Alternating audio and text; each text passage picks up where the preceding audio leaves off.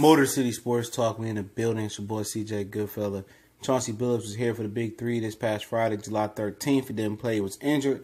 And I'm going to link an article in the description from Detroit News where he said that, he could see himself, in the near future being a general manager and trying to build a champion only when the right opportunity or good opportunity presents itself. And, basically, coming back to Detroit and saying that he didn't think the Pistons job was good enough. And I tell people that. People say, well, show it to me in the writing where Chauncey didn't want to do it, man. Chauncey said he didn't want to be a coach. He wanted to run a team. He wanted to be in the front office. An opportunity in Detroit was open. You know what I'm saying? And I told you guys he didn't want the opportunity because of the handcuffs of the opportunity.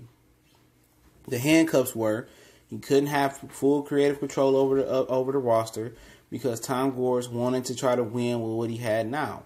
And that's Blake Griffin, Andre Drummond, and Reggie Jackson as a core. He found somebody in Ed Stefanowski that can help him figure this thing out, and that can help him run the team and help him find a coach and try to make it happen. And ultimately, I told you guys that's why a lot of general managers that was in the running for this job continuously turned it down. Because you didn't have full creative control over the roster.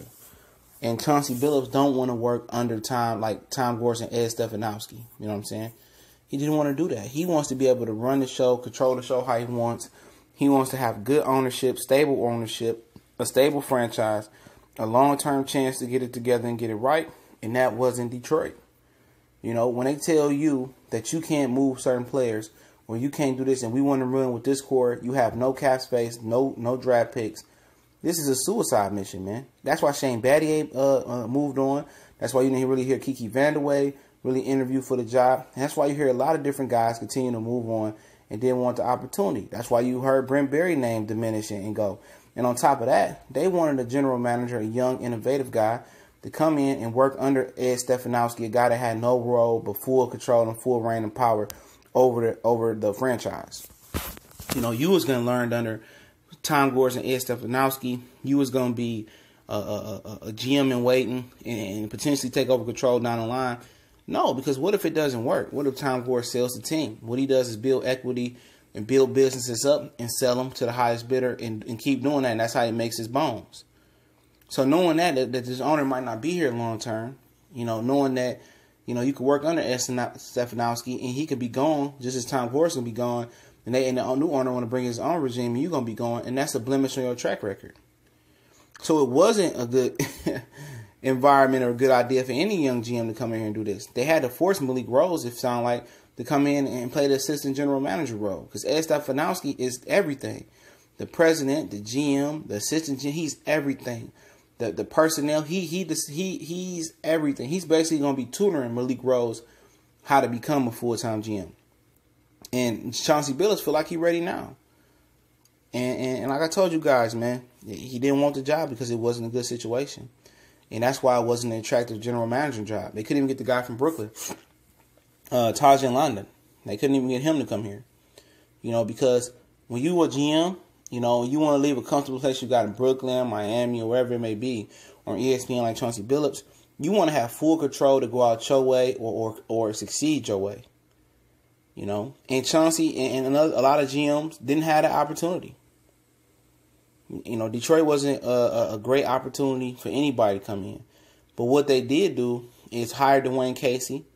They hired Stefanowski to be the unofficial everything. And they're going to try to make this thing jump. They're going to try to make it work. And it could work, you know what I'm saying? But for other GMs, they wanted to be able to put their imprint on this team and build it in their image, and that wasn't possible. Tom Gores wasn't going to let that happen. So Ed Stefanowski was just a yes man, like, oh, yeah, Tom, we can figure out how to make it work. You know what I'm saying? I ain't never won nothing in the front office in Toronto, Philly, whatever's up, but we can make it work. And that's what they're trying to do. They're trying to make it work, and it can work. I mean, I don't think it's going to work with the core they got. That's my opinion. But I like the 2 draft picks he made. I like a lot of the offseason moves he already made. And I like to hire Dwayne Casey for this bunch right here. And they can win, but it won't be a championship. It's not a championship caliber team. But Chauncey did say he liked the chances of this team with all the talent and the coaching they got. But I'm going to link the article in the description. It's Motor City Sports Talk. Don't forget me on Facebook, Instagram, and Twitter. The links are in the description, man. So I definitely appreciate all you guys sharing the videos. We always don't agree, so we can agree to disagree. And I can't wait till football season, man. The camp starting in about a week or two, man. We really gonna get the ball rolling, man. Much blessings to everybody across here, man. Everybody sharing the videos. Continue to do that. Spreading the word about Motor City Sports Talk. The new media in town. Pushing out the old media and the old geezers. Y'all know what it is. We here.